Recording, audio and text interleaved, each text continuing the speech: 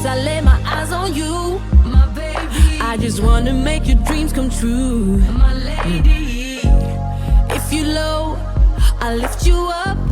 Just let me know. Welcome to A Goddess Life, where we explore life, love, spirituality, and a journey into the sacred and powerful heart of the divine feminine.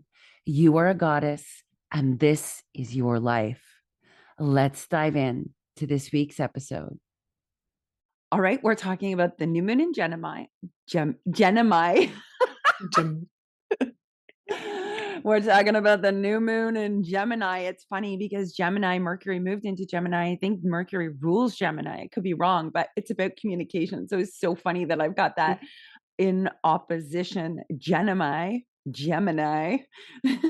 and also the twins and new beginnings, right? Because it's a new moon. And this whole idea of like surrendering, the act of letting go to be all of you. And it's funny because twins, I don't know about you, but like when I think about twins, it's like two halves of a whole. That's why people talk about twin flames and all those things. But what happens when the twins get together or they remerge, or the two aspects of the self, like the dark and the light of us, or the known and the unknown? What happens when these two pieces inside of us, these twins of ourselves, merge? I feel like that's the precipice that we're at. People are merging with more of who they are, operating as more of who they are. And I feel like that requires us to let go of what we know and to simply explore into the unknown. It's a really, really interesting energy. There's also a lot of extremes in it. I don't know about you, Anna, but I feel like in this Gemini moon, new moon, and even the energy leading up to it, like you and I both were like feeling this positivity, this movement forwards, this excitement about all these great changes that are happening.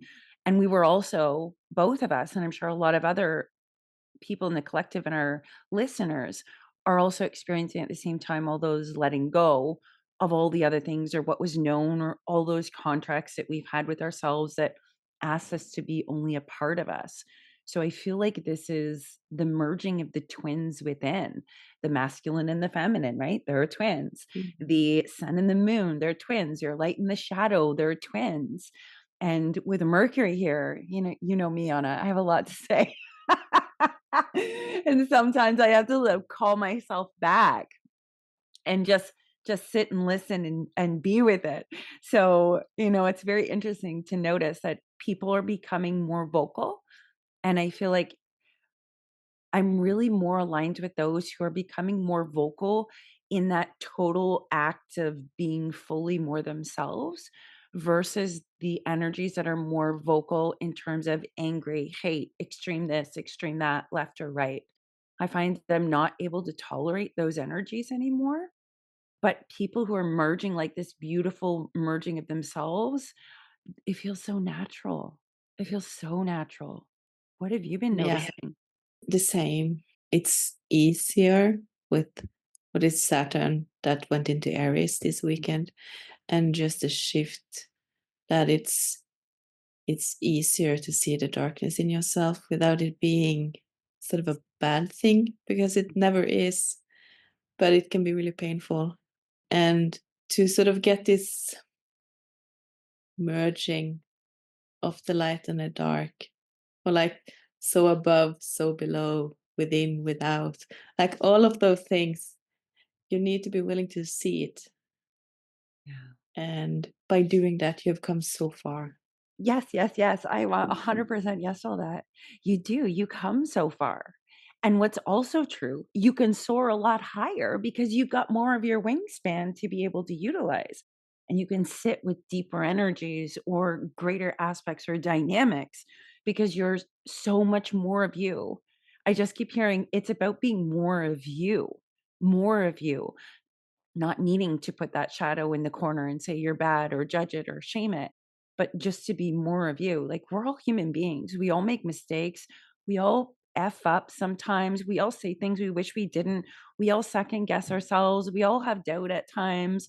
We all have pieces of us that we don't really like, and we all have pieces of us that other people don't like about us. And then we have pieces that we love. It's almost like being a human being to really maximize our potential, Mm. our limitlessness to really soar. We have to be willing to discard all the other things that don't allow us to be in the fullness and the richness of who we are.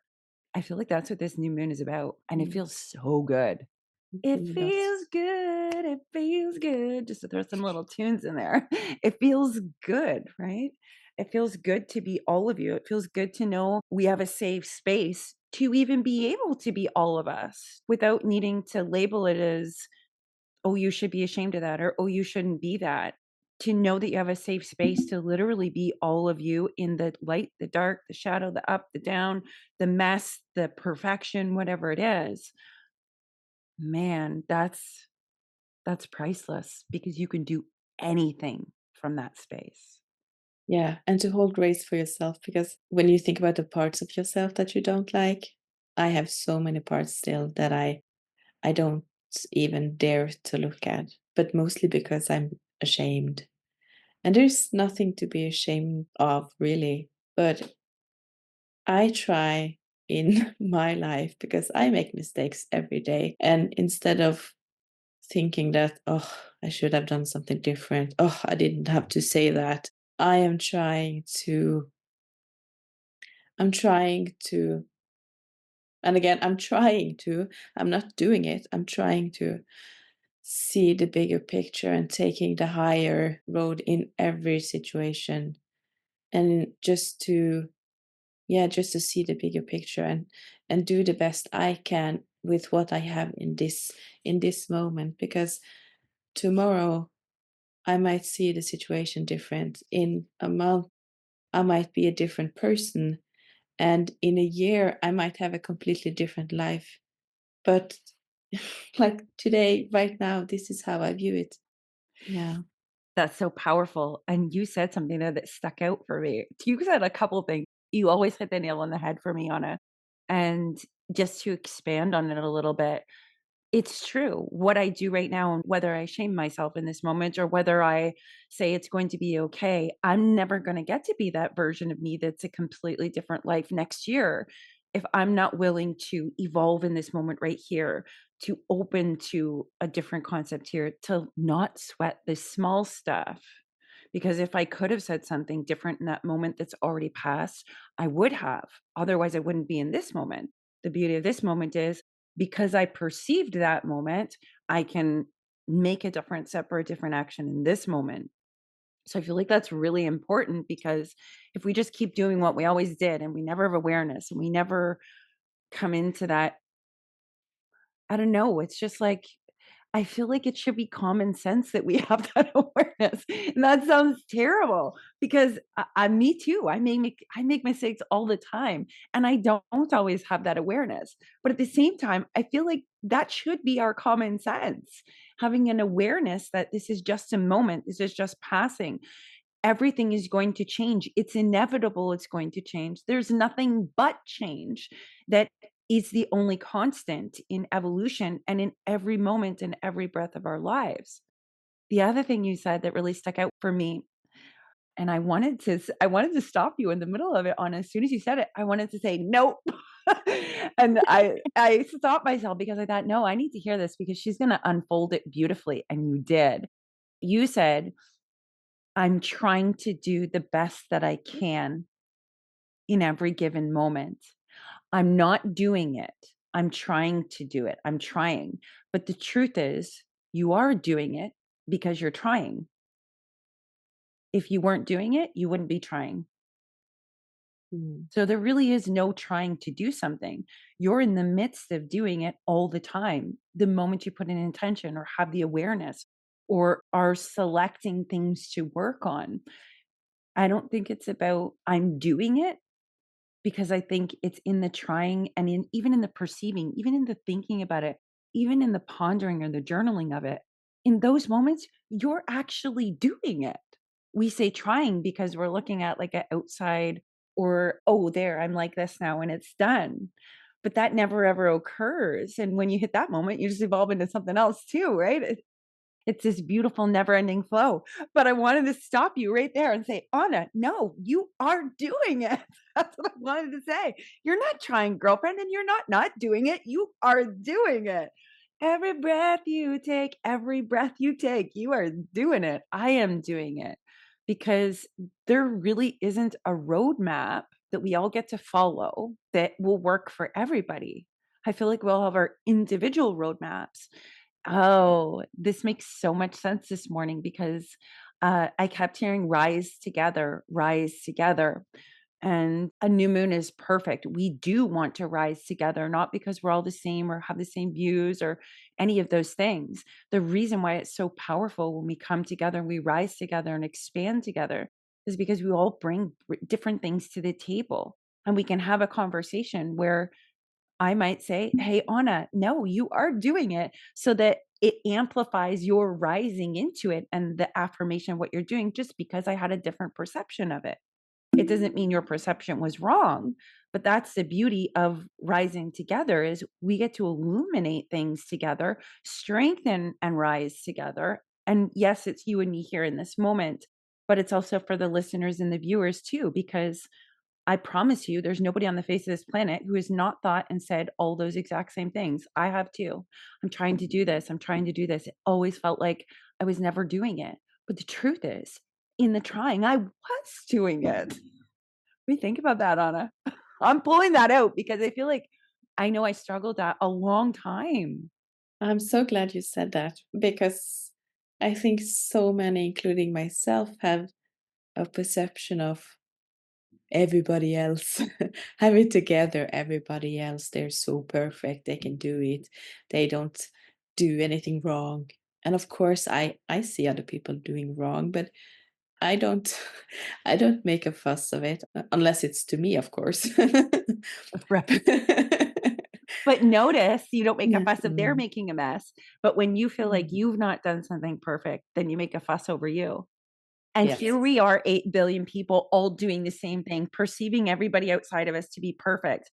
But yet we're all inside of us living this same journey. It's crazy.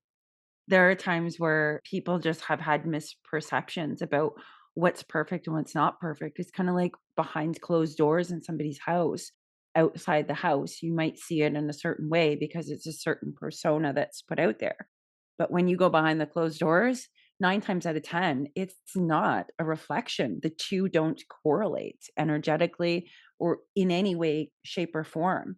And there's nobody, I feel like there's nobody that gets to incarnate, live a life. To be alive is a life. There's nobody who gets to be there, be here, be there, wherever it is, and not experience ups, downs, rights, wrongs, mistakes, trying, doing better, failing, getting up, succeeding. We all have to go through that. Nobody gets to be alive without those things. That would defy the purpose of being alive and what it really entails to be alive. And yet here we are all shaming ourselves for this idea of perfection. And I feel like that's the bliss of letting go and becoming more of you. If I'm more of me, I don't have to be perfect or aligned to somebody else's standard that, side note, isn't even a real standard to begin with. And technically, it's not my standard, right? Yeah. And then I just want to touch base too on like when you are doing readings, think about when we do readings, we have to be willing to move with the energy. We have to be willing to move into the unknown. And this is a new moon. Like I feel like a ton of people in the collective have just had their gifts amplified, activated, or they're ready to just explore, to share them with other people. And now's the time because I do feel like there's a veil that's been lifted. And I say that lightly, Anna, because I feel like there never really is a veil. And yet each individual consciousness has its own veil that is lifted or has a certain purpose for different souls. Everybody's different. So when I say I feel like the veil got lifted, I feel like a giant collective just got unbound, unchained, and unraveled to be able to be more of them and are ready to go out and explore now. explore your gifts, explore readings, explore how they work, explore all the different dynamics of what you truly are capable of doing, but maybe didn't realize it. I feel like that's in this full moon too, or new moon. I Yeah. said full moon. I'm full moon illuminating for the new moon because the new moon's the darkest area, right? So let me back the truck up here. I'm full moon illuminating what was there in the way for this new moon so people can maybe take that action, do that thing that they weren't sure that they were going to do, or something that brings them joy. I don't know. There's just an energy of let's plant the seed and let's go on the sacred fool journey, friends. Let's do it. And it's interesting what you said about the veil. In the beginning, I also thought the veil, there was something outside of me that was sort of clouding my vision and my connection. But for each thing I have healed and worked with, which for me mostly have been shame in different variations and colors and textures and pain, the more I've been able to connect. And the lesser shame you have of the sort of bad type of shame, the more you trust yourself. And then you play around so much more. And then, oh, I can see things. I can hear things. What? Yeah. Yeah.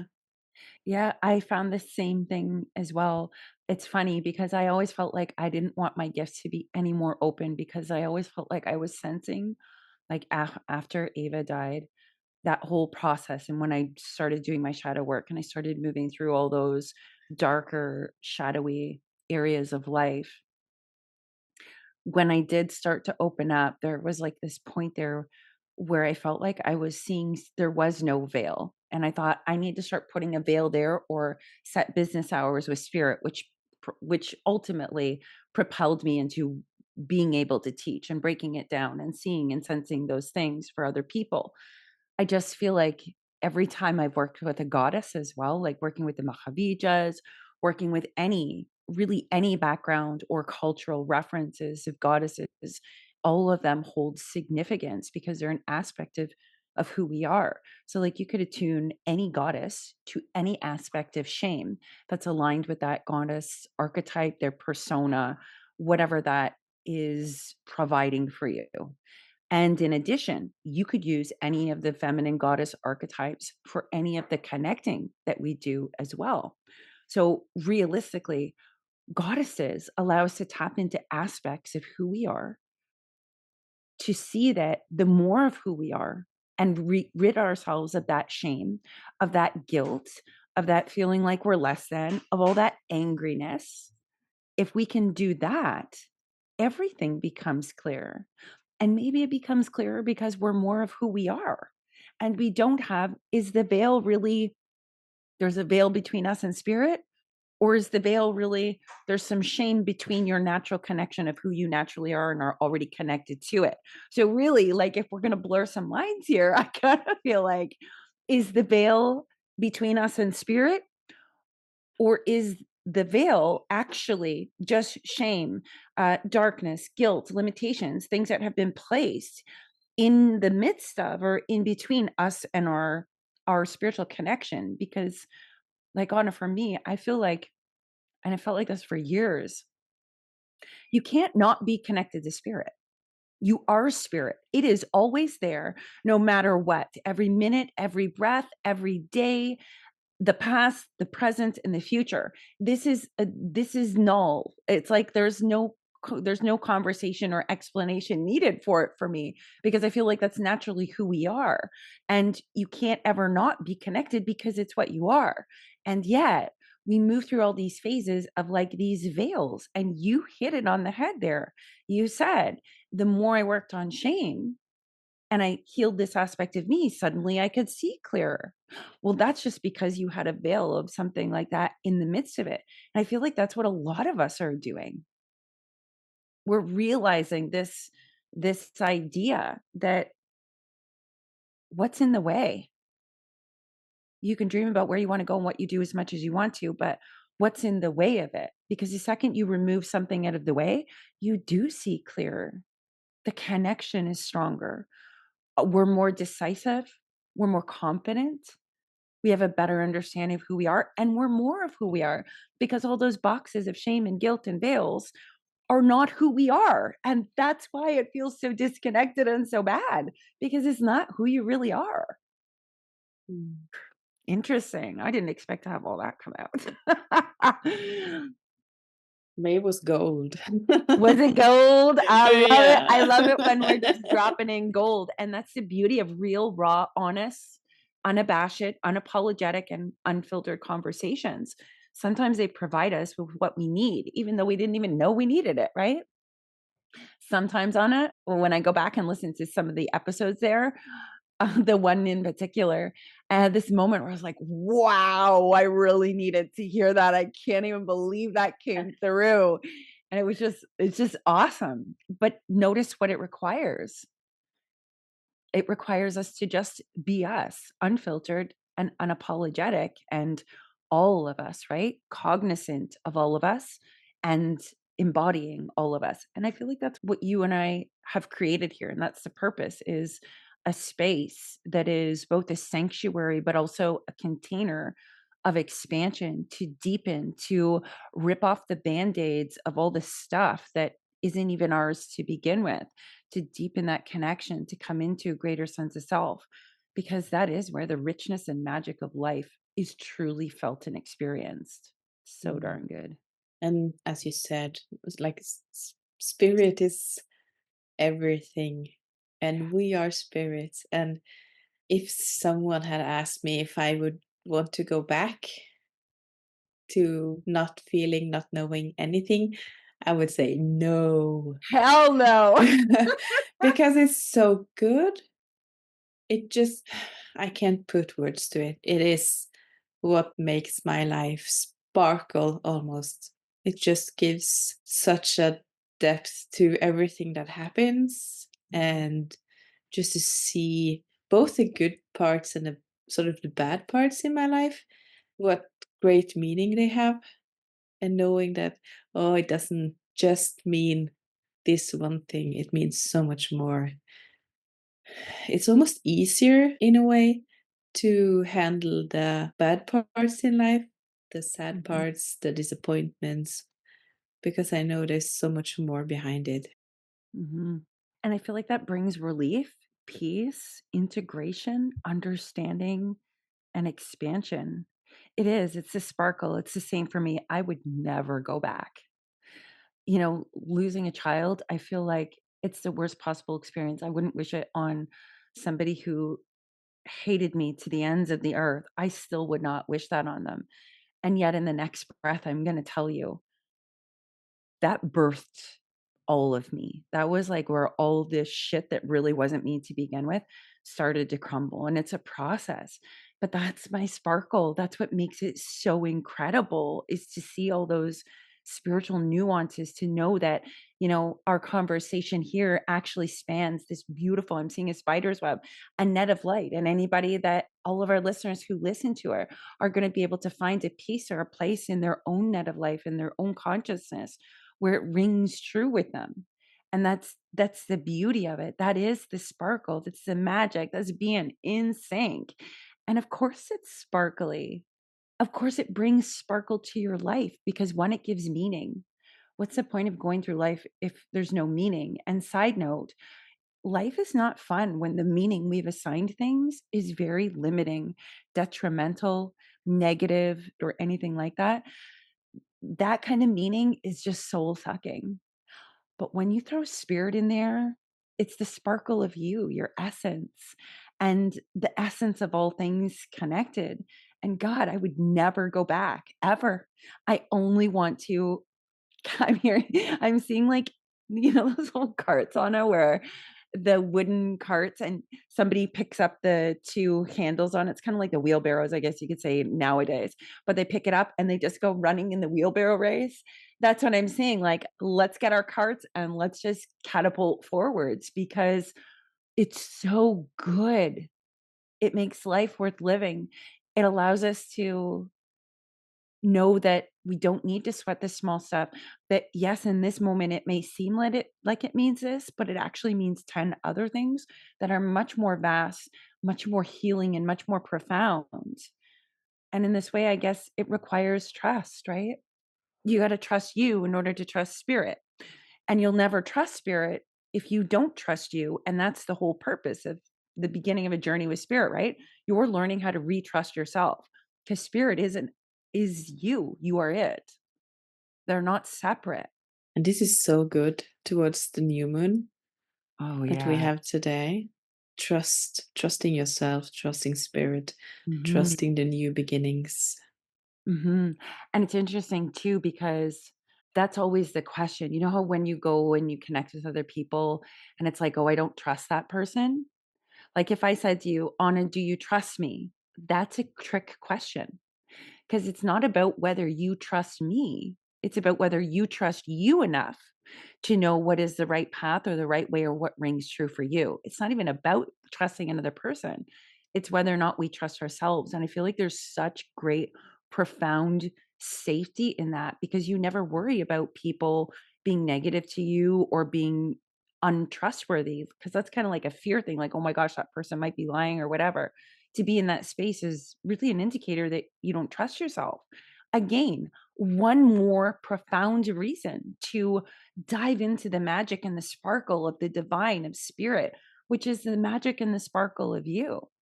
If I trust me enough that I can go about my life open heartedly, unapologetically, and be totally who I am. So much so that I know that I will know if a moment comes where there is an energy or a person and the path is not aligned. I trust myself enough to lean into that knowing and simply move down a different path. It removes the fear factor. And it's not even about trusting anybody else, it's about trusting you. Oh, yeah. Absolutely. And it's so like I want to say it's so easy as you describe it because yeah, like, you see it and then you'll say, okay, thank you, and move on. It is like literally that easy. It is that easy, but we complicate things, right? We as human beings, we complicate things like, well, what if they meant this? And is that about me? And there's all these attachments that we have, which technically are not attached to the person. It's attachments within us and how we perceive things and what we think. And because all of us are just perceiving our own consciousness. Like you and I are sitting here having a conversation. I can only perceive what's happening in my world unless I dive in intuitively and energetically, which I love to do, but I don't always have to do that, right? It's not a thing that you actively go out and do. It's just something you naturally are. If something's up, I'm going to sense it, not because I want to know whether something's up or down, but because that's the energy that's presenting. But we all are coming from this space of I know what's happening in my head and you know what's happening in your head, but we don't necessarily know what's happening in other people's heads. But side note, Anna, that's about to change because I feel like collectively, a lot of people in the collective are finally going to be really connecting into these aspects where we truly see all I have to do is think a thought. And I know you will receive it. And I know you will receive my emotions and my heart and my love, whatever it is. And I don't even have to engage with you. That's the ripple effect that powerful, spiritual, energetic beings truly have in real time. And I feel like we're just coming into the spheres of consciousness where we have this awareness, where we get to see it in real time proof that these things are what make up our reality. And I'm so grateful for that because listen, I don't think people realize everything you think goes out to those people, all the projections, all the hurts, all of this, all the attachments, like they affect all of us in the collective. We're one. That's why it's a collective consciousness.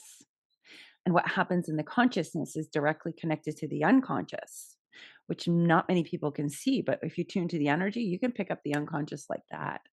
It's wild and amazing and so good and requires so much trust of oneself. Welcome to the new moon in the twins. Oh, and I'm hearing the twins of the conscious awareness and the unconscious awareness are beginning to merge into a totality of awareness. and the higher self or the spiritual or the, superpower or whatever you want to call it. It allows that to begin to be more, I'm hearing, more embodied, because the conscious and the unconscious is not separating itself and working at odds with each other. They're now going to be working in tandem together with an awareness of each other to some capacity or degree, which allows that spiritual essence to really be illuminated and shine through. Because that's a sparkle, baby. Ooh, that's a sparkle. And because spirit is sparkle, you're spirit, so you be sparkling, and I'm spirit, so I'm going to be sparkling.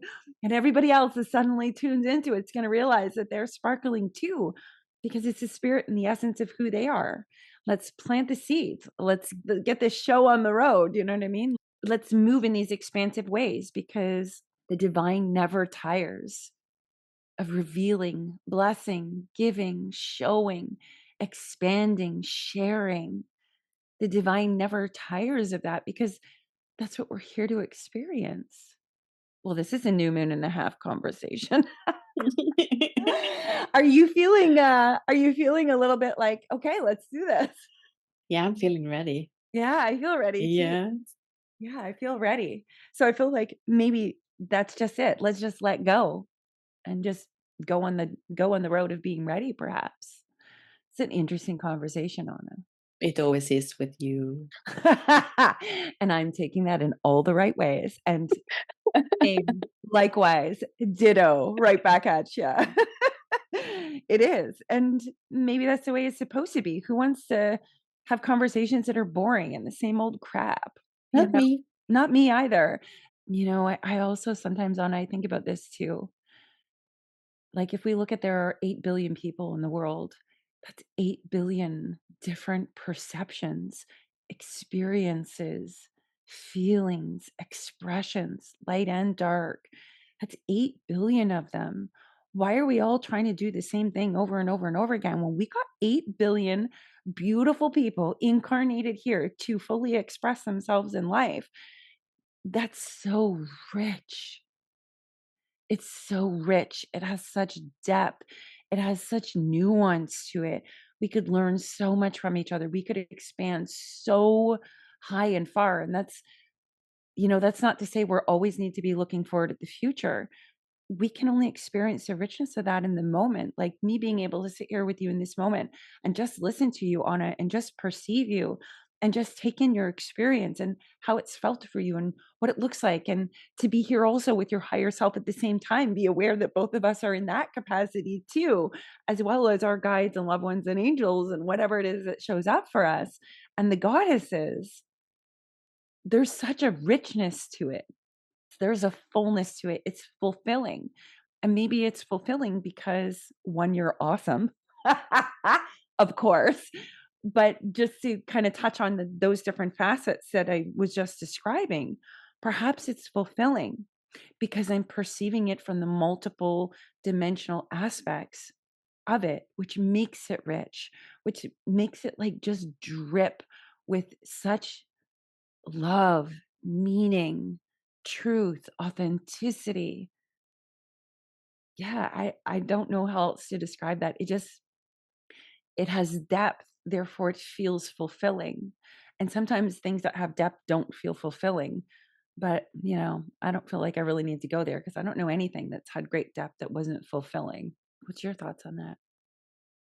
Life gets so good when you can go about your sort of everyday life. I have a regular 3D life job.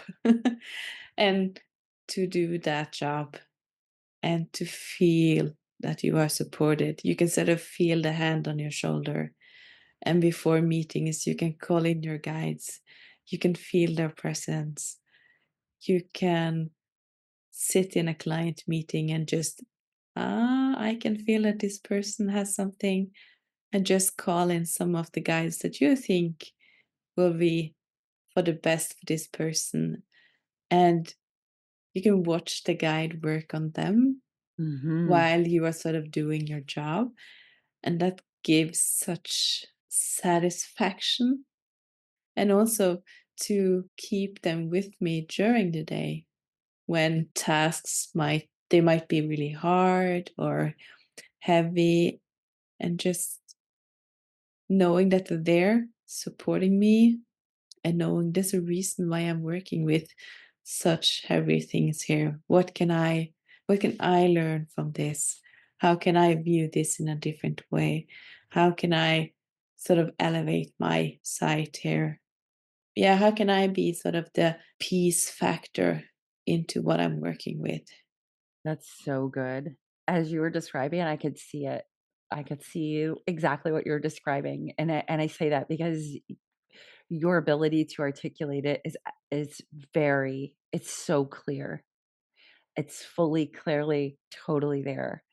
And it's interesting that makes the 3D job not really a 3D. Like sometimes I feel like the idea of like the 3D and the 5D and bridging the gap between the two of them means that the 3D no longer exists. But in its truest nuances, we use the third dimension to create experiences, to fulfill expressions, and to have understandings and to glean our personal power. So I almost feel like anytime we enter into something that feels like a 3D, that's actually what's happening. You get to perceive it from those ways, which means it adds much more richness to us. And it's no longer 3D because it's no longer surface. And you've discovered your power in it. It's like we have put a hammer down on this 3D, like it's a bad thing you're here, or you're experiencing this, or you have that. But really, listen, we get to utilize this and catalyze it. We get to use this 3D formed expression, all the aspects of daily life, to be able to shape and mold it into the sacred, the flowing for a richer understanding. And it's no longer 3D, it then becomes 5D. I love diving into all the nuts and bolts of connecting and spirit and how we operate in order to perceive things. I love that kind of stuff. And particularly tying it to quantum physics and things like that just takes it to a whole other level. It really does. And it makes it so much easier to practice it on your own when you know all sort of the small different pieces. Yeah. And then it just becomes a way of life. It's just a way of being. It's just natural.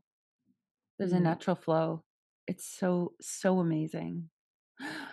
Well, and I feel like we should invite all of our listeners to dive into whatever their heart desires, the fullness of them, to explore connecting, to dive into the goddess within them or whatever they're attuned to. But it's a new moon and it's the twins and the merging of the unconscious and the conscious. It's the blissful act of letting go and surrendering to the sparkle of who each of us really are. This is such a sparkly moon. That was the right word, Anna. Oh, it's so good. Sparkle, sparkle, sparkle. Twinkle, twinkle, little star. Yeah, I can't wait to hear what plans and dreams the listeners have set. Let us know. What are the dreams and wishes you're finally opening up to? It's such a great idea, Anna. And I also feel like taking something out of the mind, like I'm just thinking about doing it, the second you put it onto a piece of paper, the second you write it, the second you type it, that just started the momentum of you taking the journey of embodying it and becoming that form, embodying that form, or allowing it to happen. I feel like that's such a powerful thing. Well, my darling, shall we close this episode here for our beautiful, sparkly, divine goddesses? Thank you for being here with us. Thank you for exploring with us. Thank you for laughing with us. Thank you for just being you. My heart just feels so full. It's so, so good. And I really appreciate everybody listening to this. I hope this new moon gives you butterflies and good dreams about what you want to do in your future. Well said. We are sending all of you moon blessings, and we'll see you on the next episode. Since I lay my eyes on you, my baby, I just wanna make your dreams come true, my lady. If you low, I'll lift you up. Just let me know when it gets tough. Do you feel the way I